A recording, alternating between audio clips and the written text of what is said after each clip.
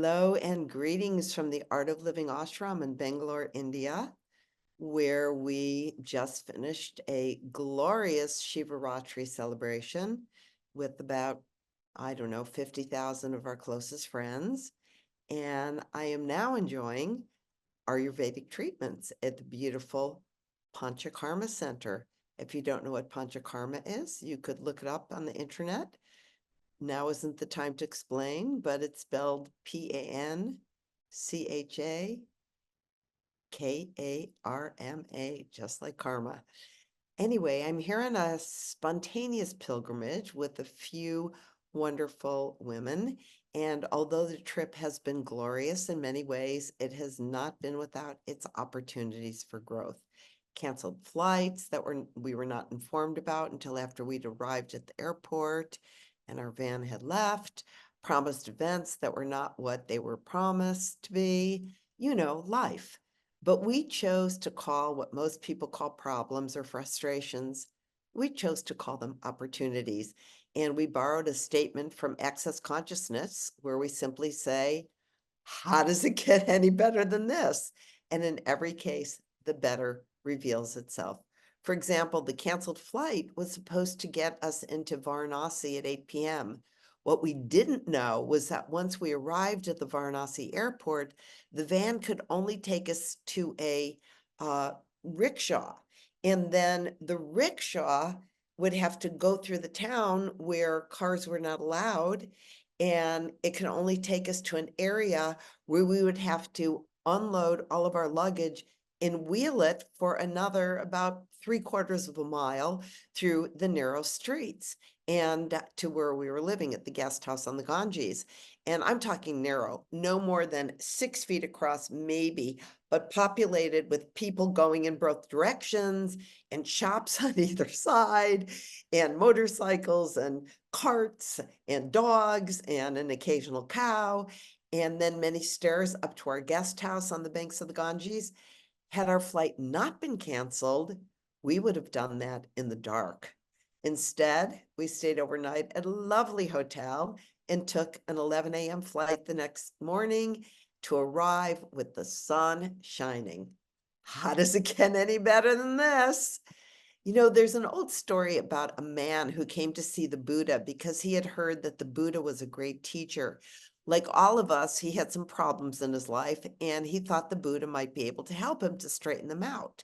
So he told the Buddha that he was a farmer, and he said, I like farming, but sometimes it doesn't rain enough, and my crops fail, and last year we nearly starved because of it, and sometimes it rains too much, so my yields get destroyed. And the Buddha patiently listened to the man and nodded. And then the man went on to say, and I'm married and I have a good wife, but sometimes she just nags me too much. And sometimes I just get tired of her and I want her to go away.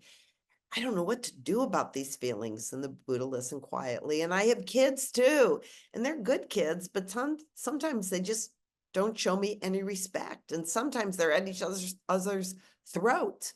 And the man went on and on like this, laying out his financial difficulties and difficulties with his neighbors and all of his worries.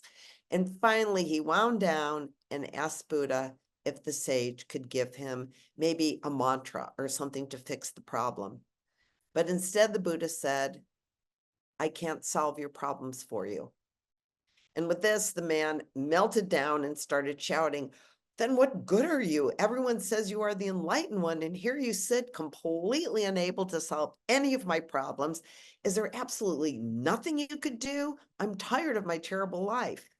And then he just fell to his knees and he began to sob. And the Buddha said, I can't help you out.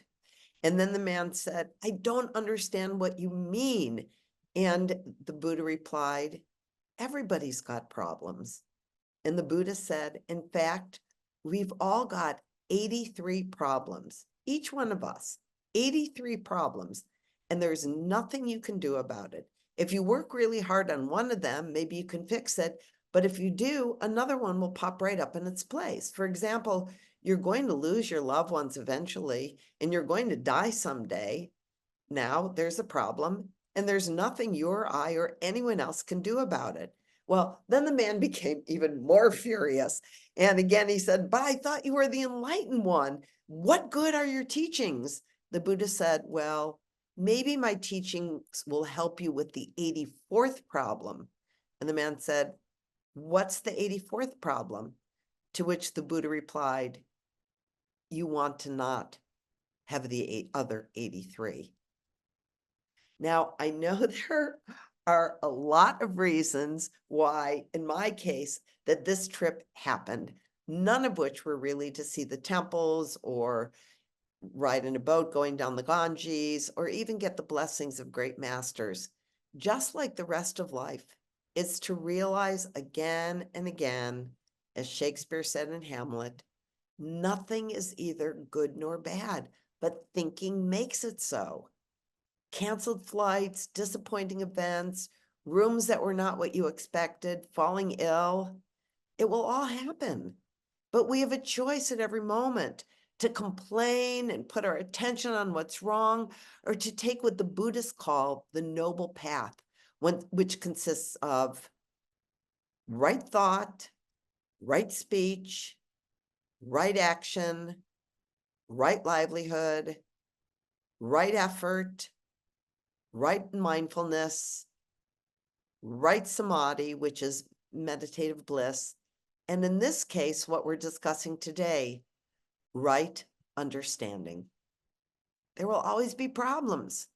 Right understanding is not only to know that truth, but instead of wishing them to go away, ask to see the gift. And there is always a gift.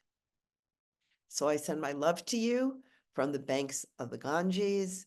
Actually, I'm not at the Ganges anymore. I send my love to you from, I've been in a lot of places. I send my love to you from the Art of Living Ashram in Karnataka State, south of the city of Bangalore. And I look forward to being with you next week when I will be in Tucson, Arizona. Until then, sending love. Namaste.